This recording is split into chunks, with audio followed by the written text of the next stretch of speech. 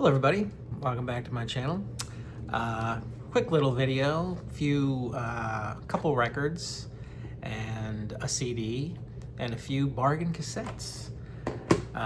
Just want to say special thanks to Blockhead George for shouting at my channel on his most recent video.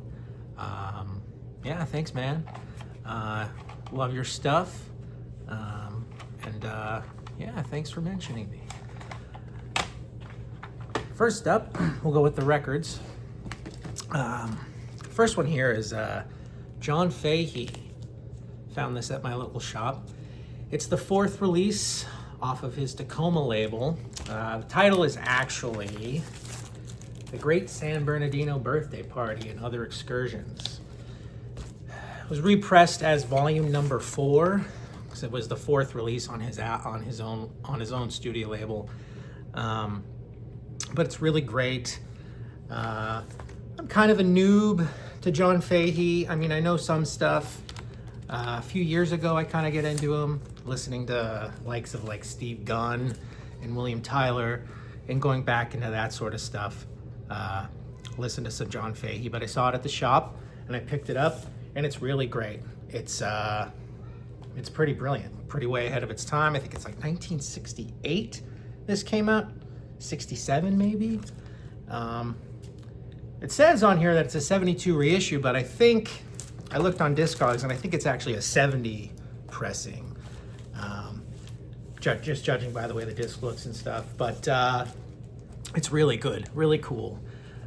If you like, instrumental guitar stuff. There's some backwards tape loop stuff on here. He's sort of doing some interesting things.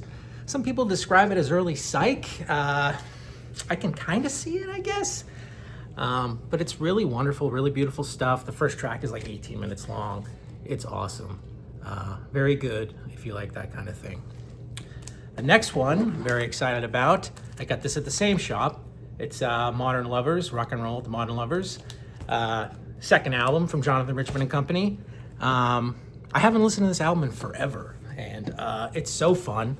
And I have a little guy, and he was dancing around to it. He loved it. It's so fun. Kind of shocking to think that the first release was what it was, and then that was followed up with. But yeah, incredible stuff. Pure Jonathan Richman. This is what Jonathan Richman is all about. I don't know if the original Modern Lovers release is really what he wanted in the first place. But this is sort of the kind of thing that he spent a career doing, and he does it brilliantly, and it's great. Second one here I got a CD.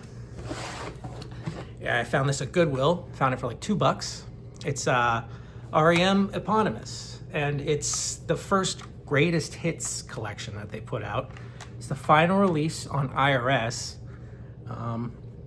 And it's got great stuff on it. It has different takes of some of their most popular songs from the early days.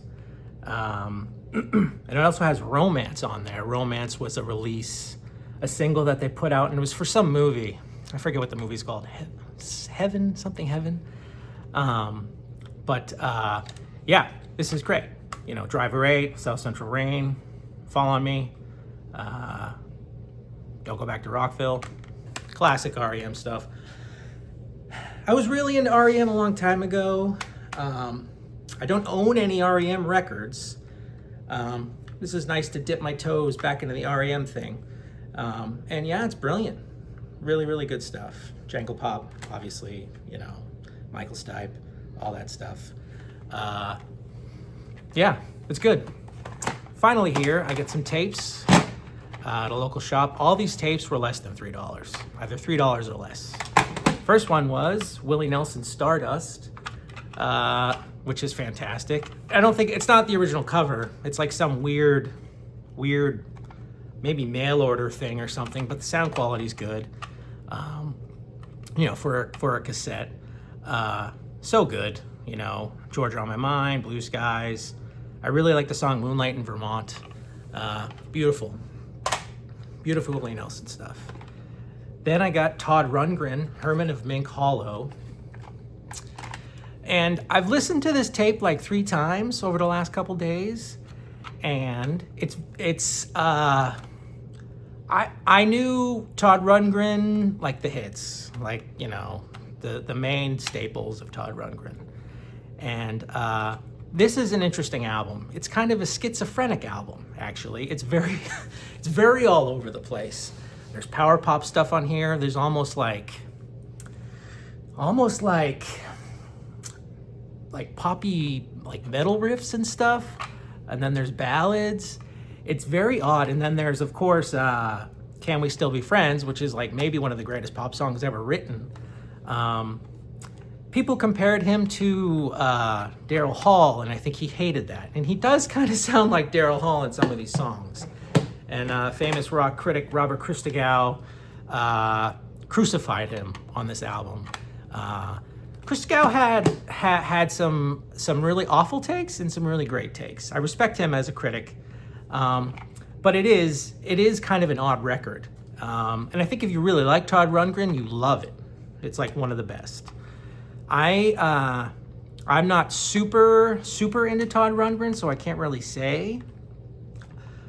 But there's a reason why I've listened to this album so heavily over the last 3 days. I think I do like it. I'm not dismissing it in any way, but it is odd. It's an odd collection of songs, and I know I read a little bit about the production of it. I think he did it all by himself. And I think he struggled making it. I think there might have been some personal issues going on with him, whatever. But yeah, it's a weird one, but it's good.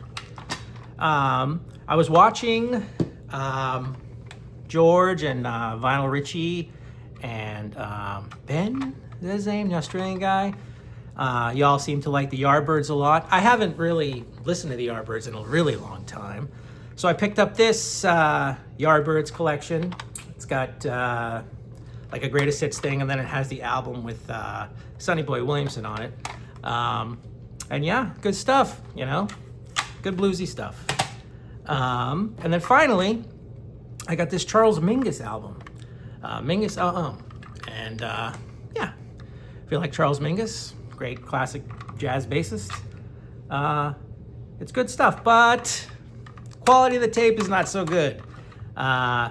Slows down a little bit here and there. And it was driving me nuts. I thought it was my cassette player, but it is the tape. So yeah, that was annoying. But yeah, those are my finds for the last few days. And yeah, thank you for watching. Bye.